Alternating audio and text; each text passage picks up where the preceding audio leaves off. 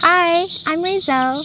I create workout tutorials and full-length workouts for women in their over 40s and almost 40s like myself. It's a specific type of exercise. It involves resistance training at home. But even more than that, this is different from what you see online a lot. It's not intense. It's about a much slower paced workout with chill music. If that sounds like something you've always wanted and haven't been able to find, please come on over to my website at inspirefulwomen.com. Let's learn how to do what's called a tripod dumbbell row together. So why it's called a tripod is because there's 3 points of support with the tripod position. So let me show that to you. To position for the tripod dumbbell row, you're gonna have your feet parallel. How far apart they are is up to you, just what feels comfortable. You're gonna put your non-working arm on a bench. Slight bend in your elbow, if not more bend. We'll talk about that in a minute though, but definitely don't lock it out.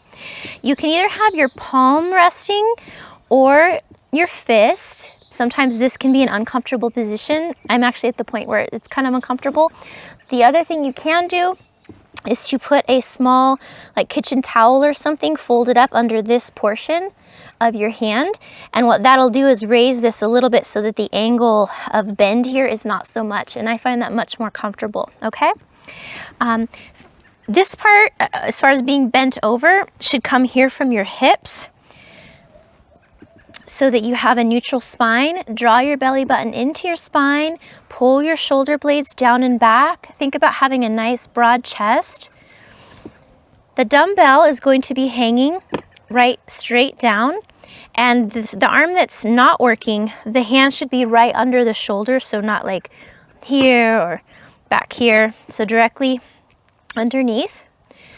From here, what you're going to do is think about pulling your hand backwards towards your hip and up, and the elbow will bend a little bit as you do that. Also squeeze your elbow in close to your body and then slowly lower. So pull backwards and up so that your hand and dumbbell end up by your hips. Squeeze inward towards your body and then slowly lower. Now the muscle you should be feeling working while doing this is this muscle in here. So your lat muscle. I had a hard time making the mind muscle connection to this muscle to feel it working. It might take you a little while as well. So when you're doing this movement, think about what's going on here. Sorry, it's hard to talk to you guys in this bent over position.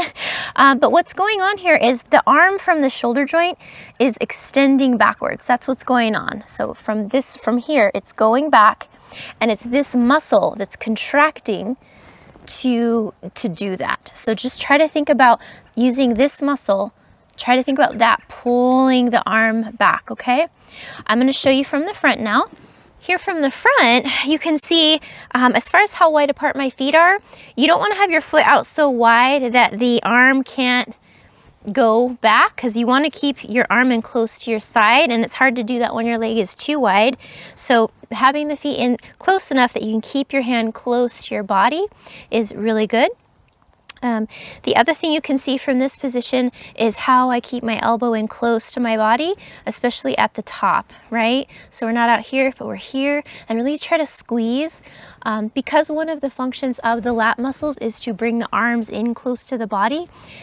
That's what really helped me to feel the lat muscle working, is even though my elbow is close to my body already in the movement, kind of just naturally, still thinking about trying to squeeze inward further, even though you can't physically actually move the arm any further before it runs into your torso. Just try to think about squeezing though with that muscle inwards.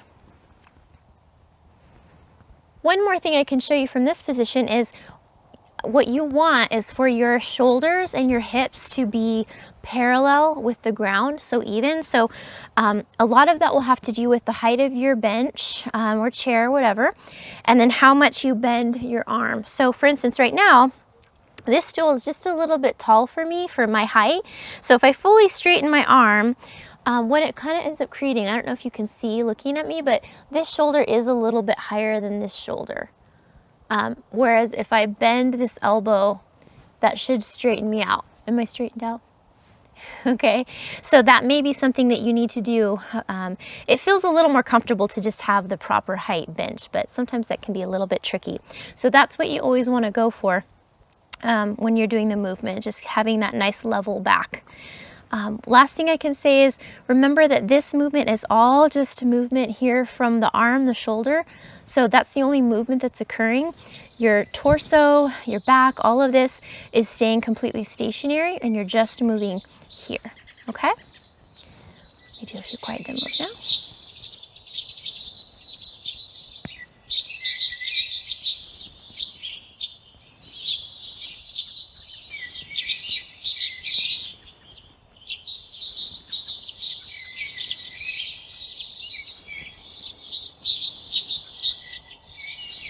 Thanks for being with me today, ladies. If you enjoy my teaching style, you feel like you're learning useful things, you might want to come on over to my website at inspirefulwomen.com. Over there, what you'll find is additional information, things that teach you the what and the why, like why are we working the muscles we're working, how do we use them in everyday life, common mistakes that we make with movements, how to keep our bodies safe as we do resistance training, as well as full-length workouts with that chill music I was talking about. So I hope to see you over at inspirefulwomen.com.